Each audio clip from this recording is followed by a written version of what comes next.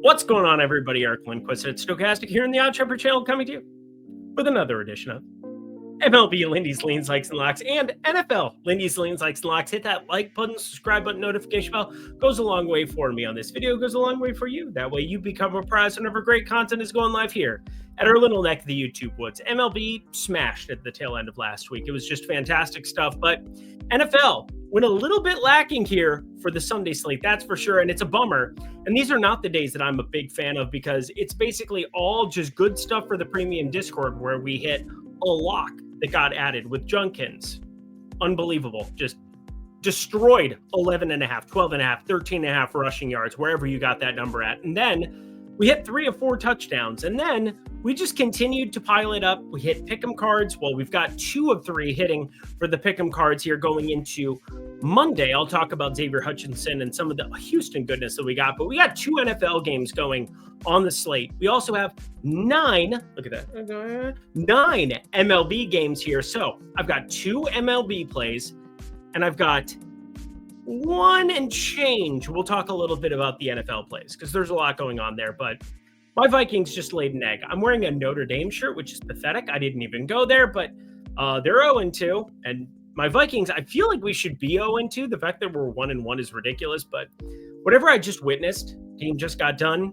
Horrendous, absolutely horrendous, and I can't believe that I put money, hard-earned money on that. And the number went against me, and everything was awful.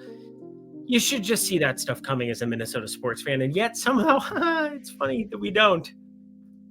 50% off, though. Telling you right now, Premium Discord's been an awesome spot to be. We had a great weekend. Saturday, MLB, everything continues to just be trucking.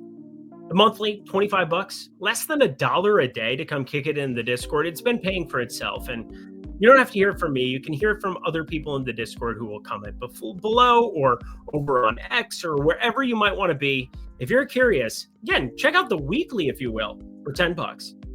I'll hook you up with a monthly after the fact. Yeah, you heard me. I can do such things. Come kick it in the Discord. Would love to see you. Use code Lindy NFL when you do. Let's get to the MLB leans, shall we? Now I'll figure out something else here, but I wanted to keep running the NFL stuff for the NFL people. And, well, NFL was still pretty good this weekend, despite the fact that this video was not. But let's start breaking it down because you don't want to hear about the things that were or weren't or yada, yada, yada. Let's break down what is for Monday. We got Cubs, Pittsburgh. Cubs get out of Wrigley, and there were some weird weather games where it's like blowing in or it's blowing all the way to the side, and some guys found success. PCA still cannot hit a bomb to save his life. What is actually going on? But this is a very tricky spot because Jameson Taillon, I'm not a big fan of. 459 expected slugging, 9% barrel percentage, and Braxton Ashcraft is legitimately good. Him, Bubba Chandler, Paul Skeens. Those 3 next year, if you're Pittsburgh ownership and you see these 3 and you know they're healthy starting in March and you don't put a team around them, you don't deserve to have a team. You should just get rid of the team in Pittsburgh because it makes no sense to me that you're allowed to not build around those 3. They're 3 of the top 50 arms in baseball. Paul Skeens is top 2. Bubba Chandler's top 20. I would add Braxton Ashcraft in like top 40. We're talking incredible starting pitching for them next season. 3.7% barrel percentage for him so far this year. How does anybody leave the yard in PNC with those kind of numbers? So Pittsburgh money line, they are very appealing to me here, but I do want to see that Cubs lineup. Obviously, Kyle Tucker still dinged up, not going to be out there. But what happens with the rest of this? Moises Ballesteros finally hit his first home run. It would have been incredible if Anthony Rizzo had caught that. Would have been absolutely incredible. Hit his hand. Catch the ball, Anthony. That was a life-changing moment, not just for Moises Ballesteros, but for Cubs fans who think that the world is stacked against them, even though they've won a World Series in the last, 35 years, 34 years for my Twins. 91. I was there. I was 4 years old watching Kirby Puckett do his thing, but whatever. You don't care about that. Let's talk bets. Strider, over 2.5 earned runs. He's made us a lot of money targeting him over the course of the last couple of years. You got Mitchell Parker on the other side, and his earned runs are inflated. This is a very tough one for me to get a grasp on, especially because DC been the warmest weather spot in the country over the course of the last week and a half. Like, we're talking low 80s. That's still much warmer than you've seen in the Northeast, than you've seen in the Southwest, than you've seen anywhere. I guess it was like 84, 85-ish LA today. But Strider, over 5.5 earned runs. That is certainly in play here for a guy who's not getting any swing and miss. However, James Wood might be is he the most tilting person to watch actually try to hit a baseball? I think so. Let's talk the low on low crime that could occur here. But we got Yisavage? Trey Yisavage. Trey Yisavage. Whatever. The whole point is that this kid is a top 25 prospect in baseball, number 1 in the Blue Jays organization. But I don't completely love what I saw from him. He doesn't stand out on tape the way that Jacob Mizrowski did, where you're seeing 100 and 203 and being like, how does this guy fail? He's sitting low 90s with the fastball. He throws a slider, splitter, controller with it. So the control feels pretty good with what we got here. He got a $4 million signing bonus, so they obviously like him. But 93 to 95 with kind of a strange release point. I don't know what to make of all of this from him, but I think you're going to have some issues with lefties early on in his big league career. You don't want to be late to the party with some of these guys. Now, you can get some lefty ridiculousness from Boston. They've had some of that come in recently. They've had, the Mets. They've had some newer blood as well to the starting rotation, which worked out nicely for them this weekend. I think low and low, though, here against Yisavage. Yes,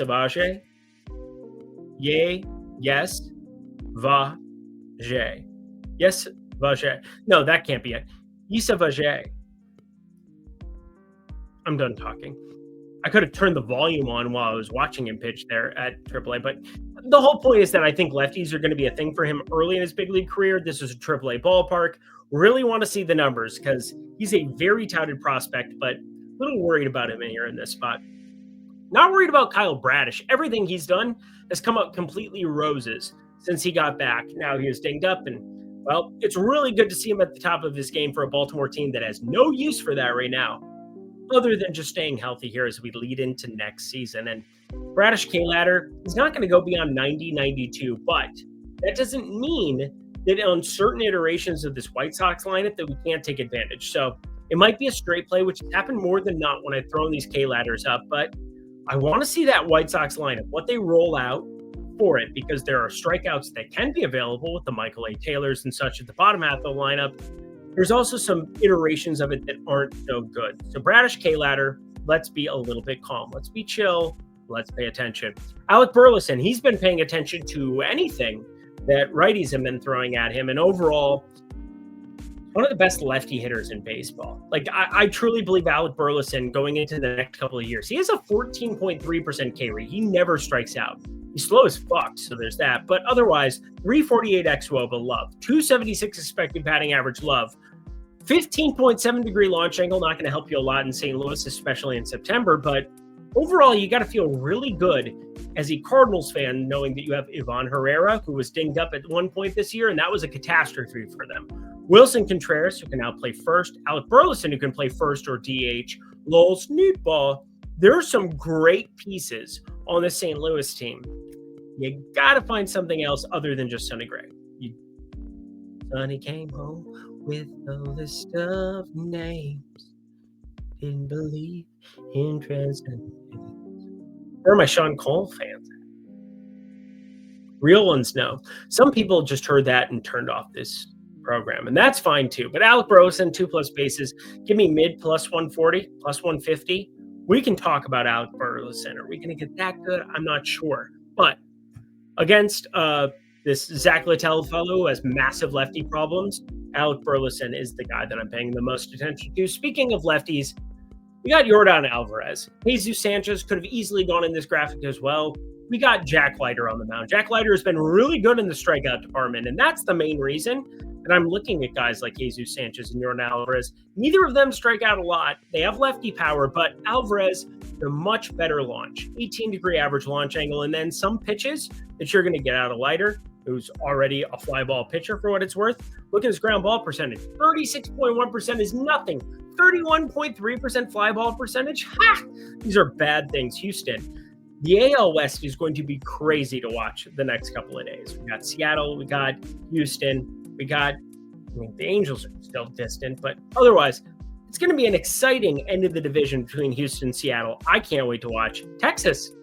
This is a huge thing for Texas, too. They're somewhat live in this division as well as we get to the last couple of weeks of the season. Giants, Arizona, they're rounding out the leans for us, things that I haven't bet. Those are what leans are.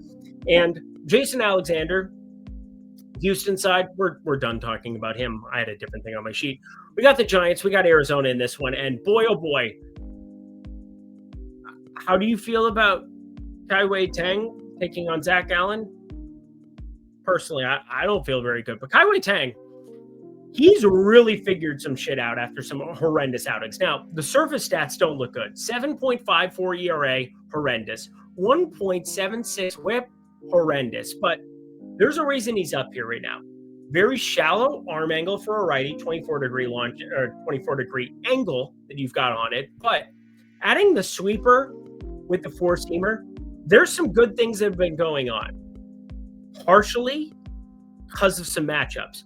Colorado ended up having a really good outing against them, but then the St. Louis outing was very impressive to me. He took on St. Louis in St. Louis, 8 strikeouts, 5 walks, 4 earned.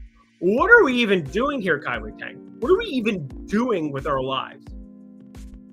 Volatility can be your friend, though, from betting perspective. I'm going to pay attention to walks tomorrow. I'm going to pay attention to singles on the Arizona side. Arizona -1 here. Zach Allen, probably not going to be picking on him, even with the lefties we know.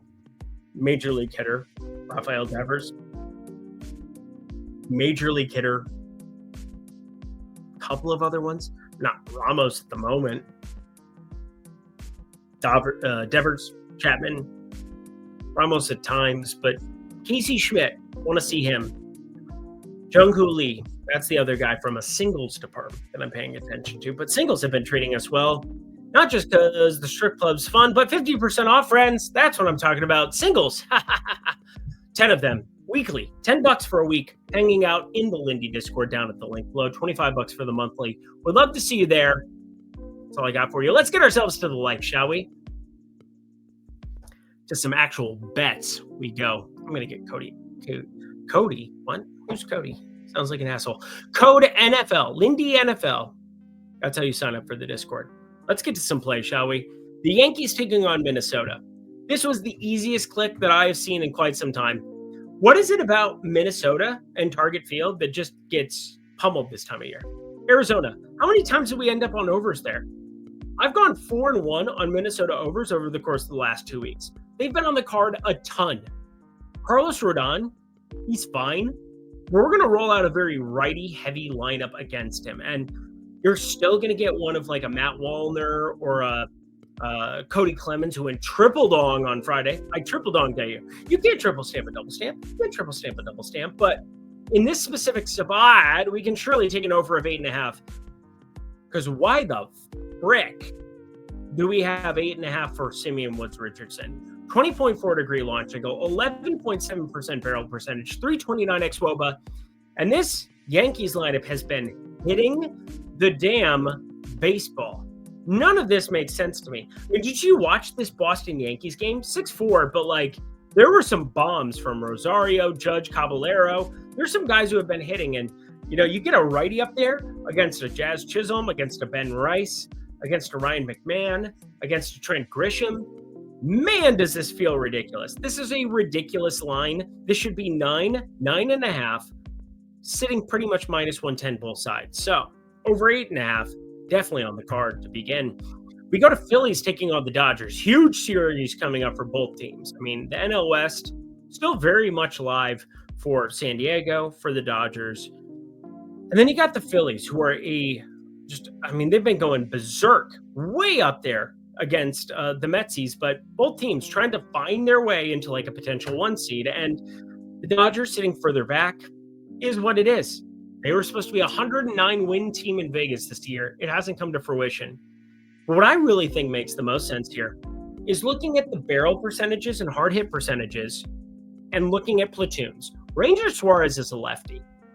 Shohei Ohtani's still been pretty effective. Freddie Freeman's still pretty effective. Max Muncy at times effective, but it is a distant second to them facing righties. I really like the Dodgers lineup facing righties on a day in, day out basis. Now, there's still Tommy Edman, who just got back. He's been dominating lefties. He really showed out in the postseason last year on the way to their World Series championship. But I look at Ranger Suarez, 5.5% barrel percentage. And Emmett Sheehan is a guy I've been a stand for, an absolute stand for, but truly been because I think he's been undervalued in the market. Now he's a favorite against Philly and Ranger Suarez.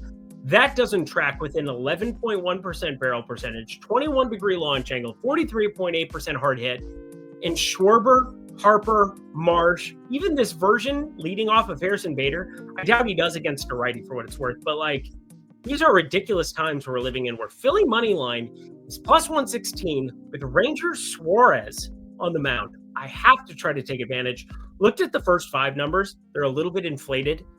And I would rather get the full game because the Dodgers bullpen, they've been very untrustworthy, kind of the way the Phillies have over the course of the last 5-6 years. But I like Duran. I really do. And I think my Minnesota reliever turned to Philly.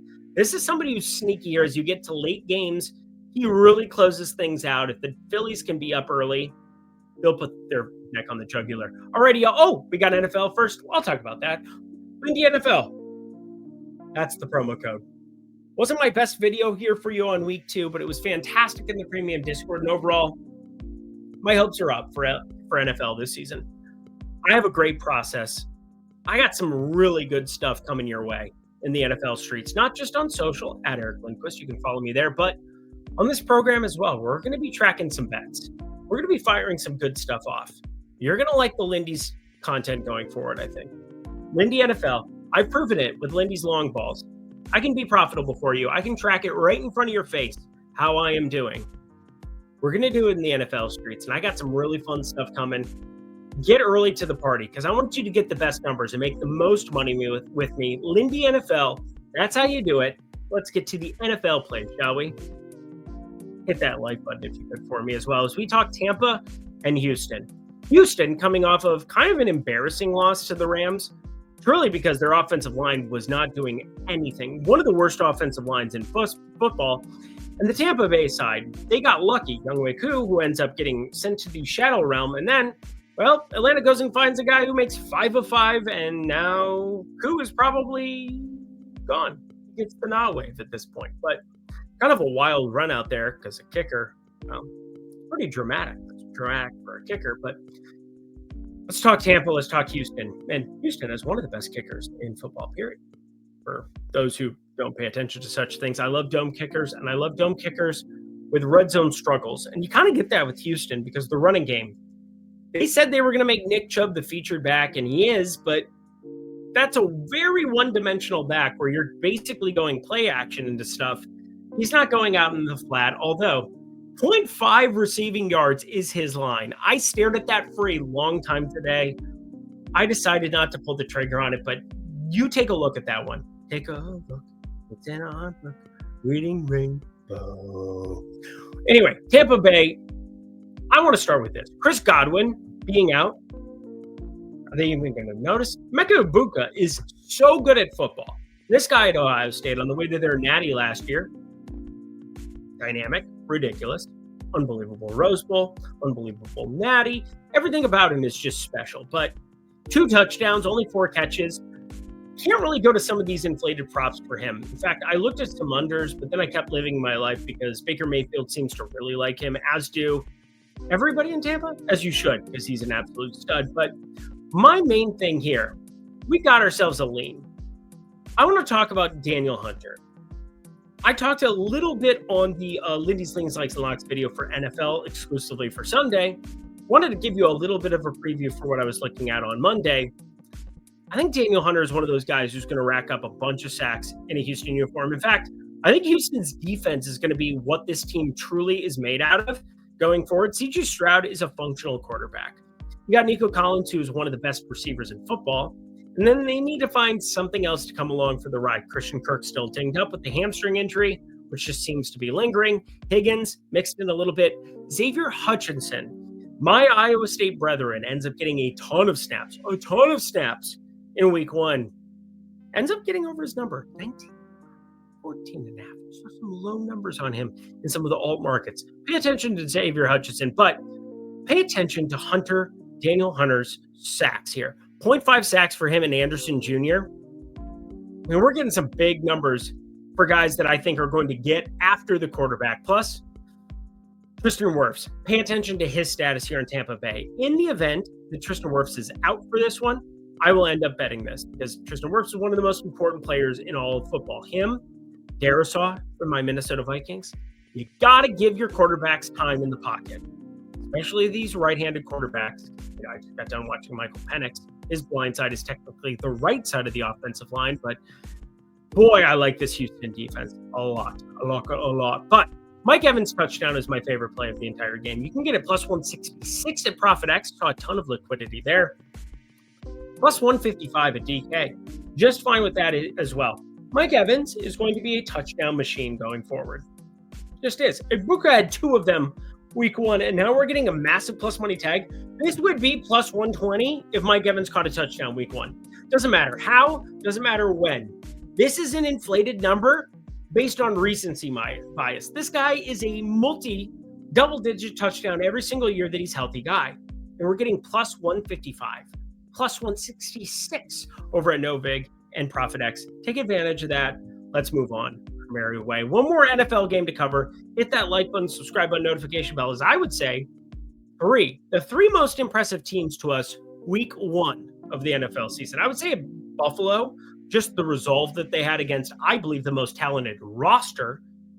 Harbaugh, you got to figure out some coaching from time to time, but the most talented roster in football is Baltimore. But Buffalo, their win was extremely impressive to me. I think number 2 in the win column, probably a team that people didn't expect to necessarily be as good this season.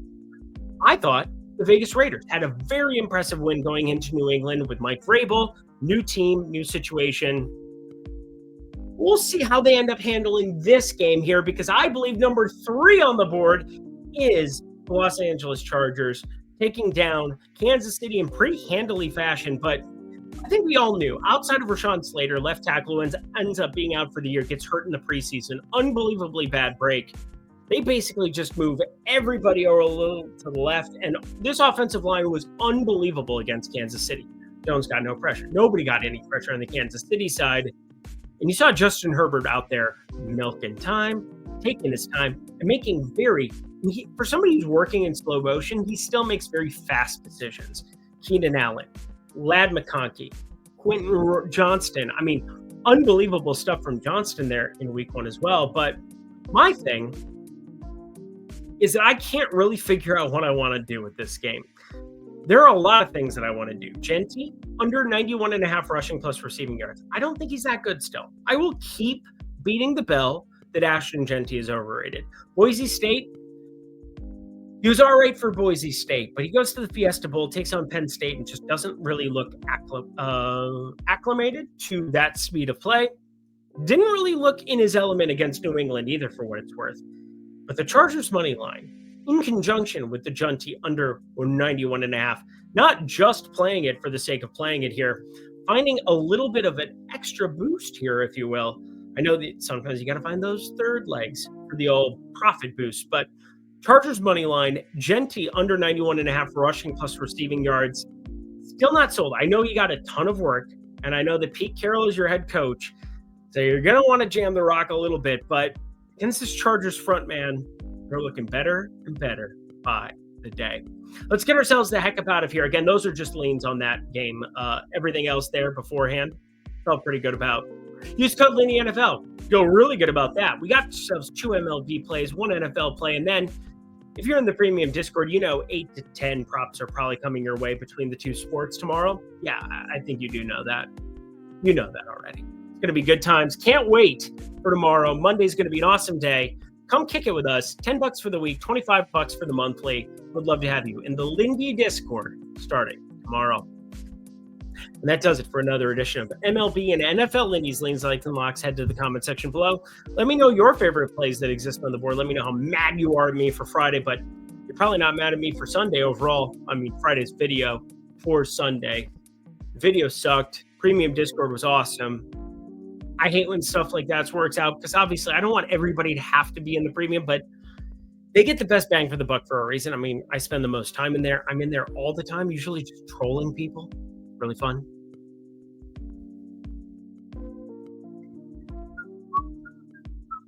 Until next time, friends, it'll be MLB only on Tuesday. I'm Eric Lindquist. Best of luck in the MLB and NFL streets on Monday. See you then. See you on Tuesday, it is. Bye.